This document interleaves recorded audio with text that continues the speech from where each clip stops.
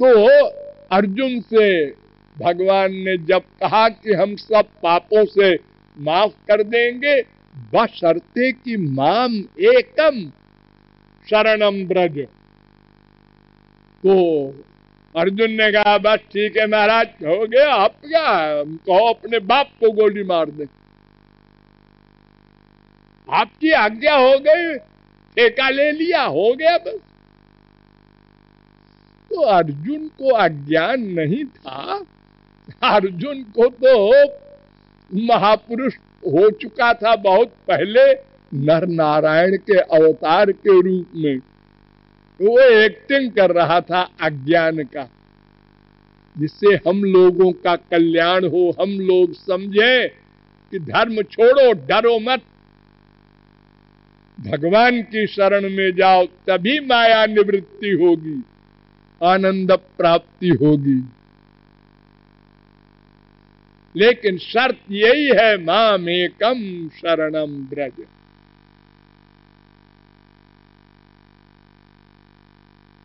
और अगर तुमने धर्म का ही पालन किया तो सुनो फिर गीता क्या कहती है, ते तम भुक्त्वा स्वर्गलोकम विशालम क्षीणे पुण्ये मर्त्यलोकम विशन्ति। 9:21। वो कुछ दिन के लिए स्वर्ग में जाएंगे, वहां का सुख जो है मिलेगा, और पुण्य क्षीण होने से फिर मृत्युलोक में पटक दिए जाएंगे।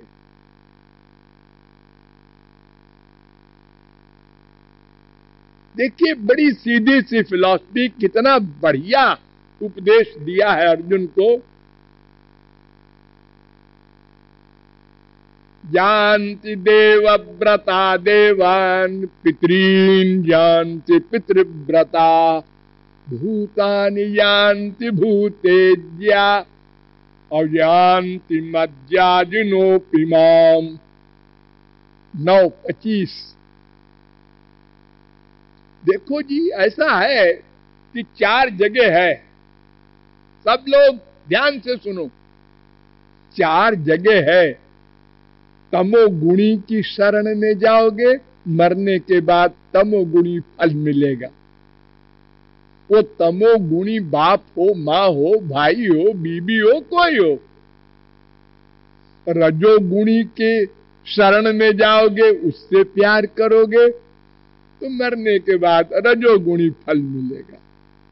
और सत्वगुणी देवताओं से प्यार करोगे, कर्म धर्म करोगे तो स्वर्ग मिलेगा। ये सब माया के कुछ दिन को मिलते हैं, फिर प्रारब्ध के अनुसार 84 लाख में घूमना पड़ता। और अगर मुझसे प्यार करोगे तो मेरे लोक में आओगे। अब ये 4 में तुमको जो पसंद हो वो चुन लो, लेकिन घपड़ सपड़ नहीं चलेगा, इधर भी उधर भी। अरे देखो, संसारी स्त्री विवाह करती है, संसारी स्त्री एक गंदे शरीर को, वो जिस लड़के से शादी करती है उससे कहती है, ए अब और तरफ देखा तो खैरियत नहीं। और पति कहता है, ए अगर और किसी की ओर देखा तो याद रखना तलाक दे दूंगा। संसार में ये नियम है, पतिव्रता बनो, स्त्री व्रत बनो। ऐसे ही भगवत व्रत बनना, गुरु व्रत बनना भी है। केवल वही, अन्यत्र मन न जाए। मन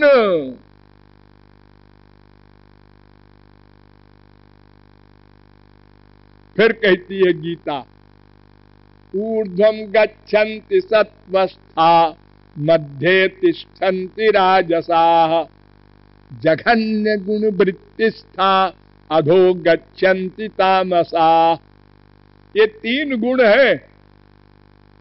जो सत्व गुणी में अटैचमेंट करेगा वो ऊपर जाएगा स्वर्ग में। जो रजोगुणी से करेगा ये यहाँ मृत्युलोक में आएगा। जो तमोगुणी से करेगा वो नरक जाएगा। 14-18 फिर गीता कहती है, ये ही संस्पर्शजा भोगा दुख यो नय एवते। जितने इंद्रियों के विषय के सुख है, माँ बाप बेटा स्त्री पति के, ये सब अंत में दुख देते हैं। वो चाहे स्वर्ग का हो, चाहे मृत्युलोक का हो, चाहे नरक का हो। आद्यंतवंतः कौन्तेय न तेषु रमते बुधा। उनका आदि है और उनका अंत है। सारे सुखों का प्रारंभ है और अंत है। उसी से सुख, उसी से दुख मिलता है।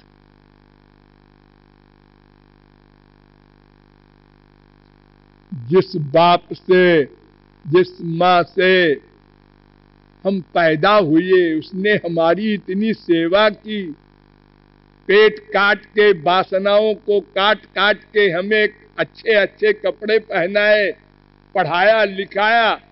जब वो बूढ़ा हो गया बाप, तो वही बेटा कैसे बोलता है, बैठे रहो बैठे रहो, बकर बकर दिन भर करते रहते हो, कुछ काम करो न धंधा करो, खाट पे पड़े रहते हो। वो बाप सहता है, क्या करे, चल फिर नहीं पाता। ये संसार है। 5:22 गीता।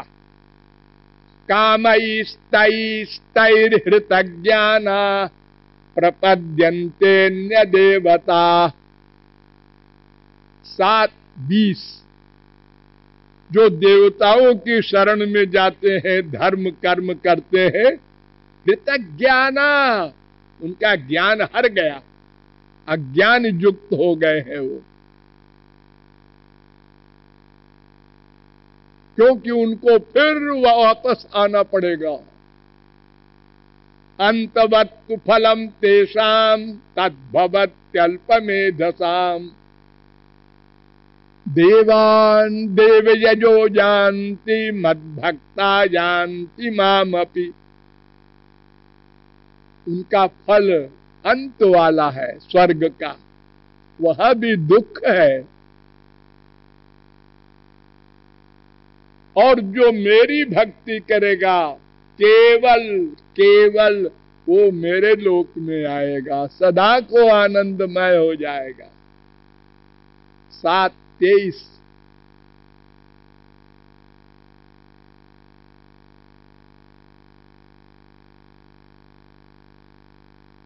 भागवत ने इतना सुंदर एक श्लोक लिखा है कि देखो जी, धर्म जो होता है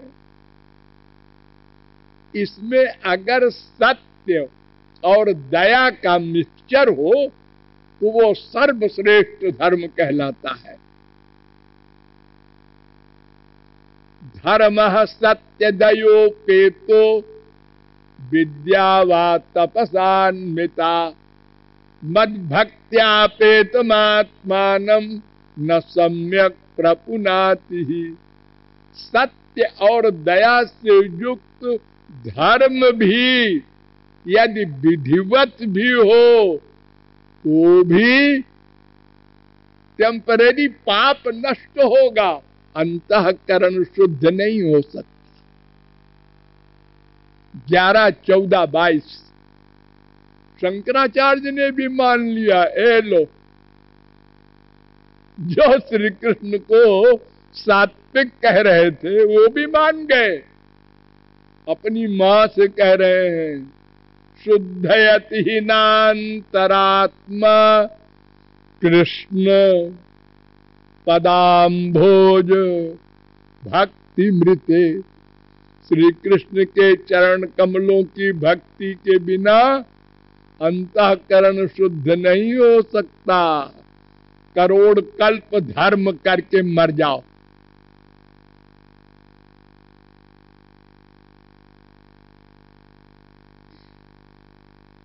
तो धर्म के द्वारा कोई भी व्यक्ति कितना ही धर्म करे, 100 अश्वमेध यज्ञ करने वाला इंद्र बनता है। 100 अश्वमेध यज्ञ माने एक अश्वमेध यज्ञ का मतलब होता है सारी पृथ्वी को जीतना और यज्ञ करना, सारी पृथ्वी को इसी प्रकार 100 बार जीतना, तब वो इंद्र बनेगा। और उसकी भी उम्र लिमिटेड है, वो खत्म हुई जहां तहां वो भी आ गया हमारे साथ, हमारे छोटा भाई बने, बड़ा भाई बने, बेटा बने, हमारे मृत्युलोक में आ गया।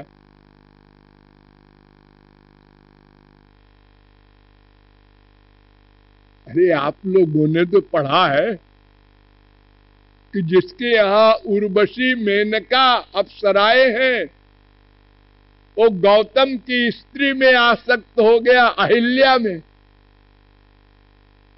ये गंदे शरीर में।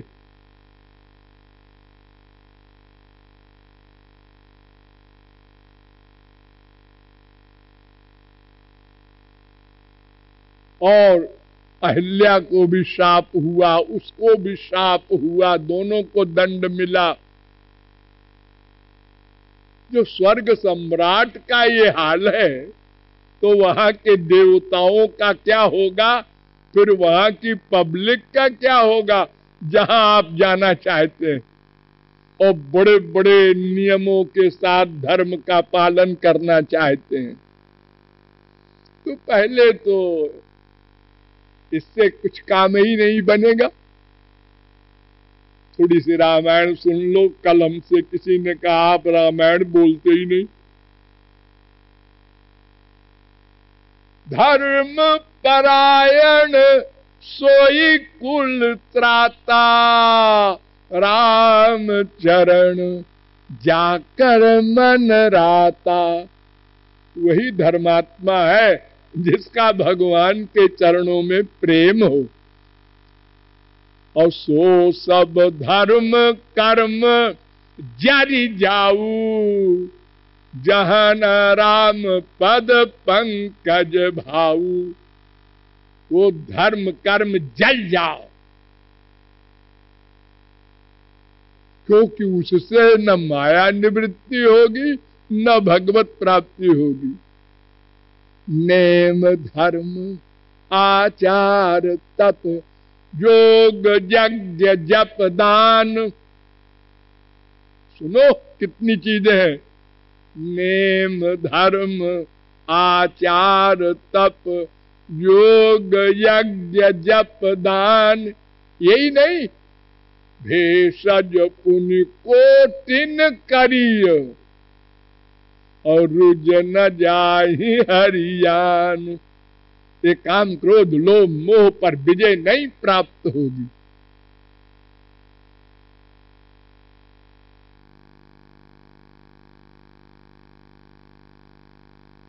ये सब स्वर्ग तक ले जाएंगे, वहां से फिर छोड़ के भाग जाएंगे। और वहां स्वर्ग वाले कुछ दिन रखेंगे, उसके बाद गेट आउट।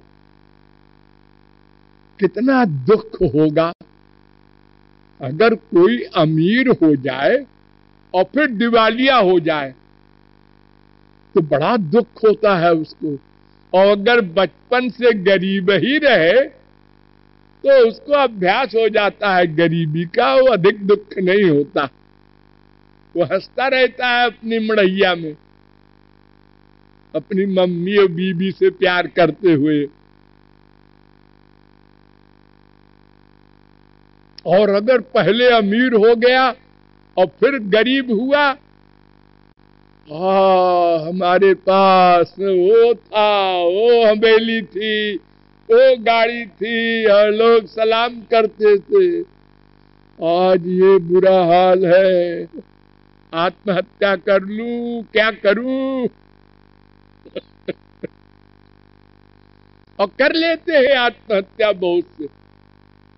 सट्टा खेलने वाले, शेयर बाजार वाले, एकदम शेयर डाउन हो गया, मर गए।